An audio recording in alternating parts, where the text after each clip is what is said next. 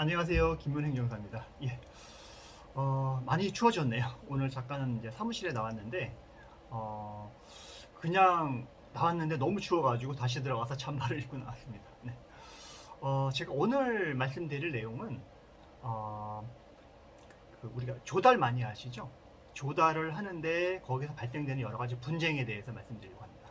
다시 말하면 국가계약, 지방계약을 통해서 수요기관과 분쟁이 발생했을 때 어떻게 분쟁을 효과적으로 해결할 수 있는 방법에 대해서 좀 말씀드리려고 합니다. 네. 주로 저희 행정사들이 구제하는 방법들을 이제 법에 기초해서 간략하게 좀 말씀을 드리겠습니다. 네. 국가계약이든 지방계약이든 수요기관과 어떤 물품을 특히 이제 물품 공급을 할 때 일정한 물품을 공급하려고 해서 하는데 수요기관에서 일정한 부당한 조건을 제시를 해서 그 납품을 못하고 전전긍긍하고 있는 회사들이 굉장히 많이 있습니다. 그걸로 인해서 저희 행정사들이 이제 많은 이제 도움을 드리고 있는데 이런 문제를 발생했을 때 적시에 어떤 문제점을 정확하게 핵심을 파악을 하고 법에 나와 있는 구제 절차를 통해서 신속하게 구제를 받는 방법으로 가시는 것들이 가장 효과적인 방법이라고 생각되는데요. 가장 그 대표적인 예 하나 제가 전에 말씀드린 것처럼 대부분이 어떤 일방적인 어떤 조건을 제시를 해서 태클을 거는 가 굉장히 많이 있습니다. 그래서 이런 태클을 걸어서 이제 행정기관에서 이제 공문을 발송을 해서 이런 조건을 갖춘 제품을 언제까지 빨리 해라 라는 것들이 이제 공문으로 오겠죠.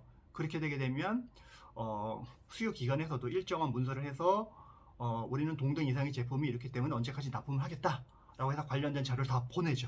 그랬는데 행정기관에서 검토해보니 이거는 우리가 하는 거에 조건에 맞지 않다. 그 때문에 우리는 받을 수 없으니 그에 상당하는 다른 제품을 빨리 해라 라고 해서 분쟁이 발생하는 경우가 있습니다. 이렇게 불이익이 발생했을 때는 지방계약법이든 국가계약법이든 이의신청이라는 제도가 있습니다. 안날로부터 10일 이내 하셔야 되기 때문에 신속하게 이런 게 문제가 발생된다고 하게 되게 되면 저희 같이 전문 행정사한테 얘기를 하게 되게 되면 신속하게 저희가 이의신청서를 작성을 해서 해당 기관에 제출을 해서 이의신청에서 구제를 하는 방법이라고 생각하시면 될 것 같습니다.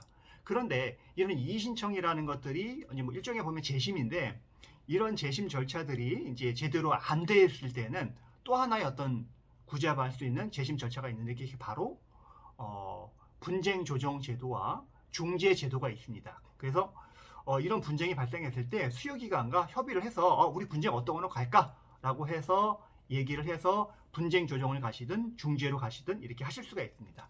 중재를 하게 되게 되면은 행정안전부에 분쟁조정위원회를 이제 둔다라고 되어 있어서 지방배역법인 국가개혁법상 그래서 행정안전부에서 조정 절차를 거쳐서 분쟁을 해결하게 되는데 대략적으로 한 50일 정도 걸린다고 생각하시면 될 것 같습니다.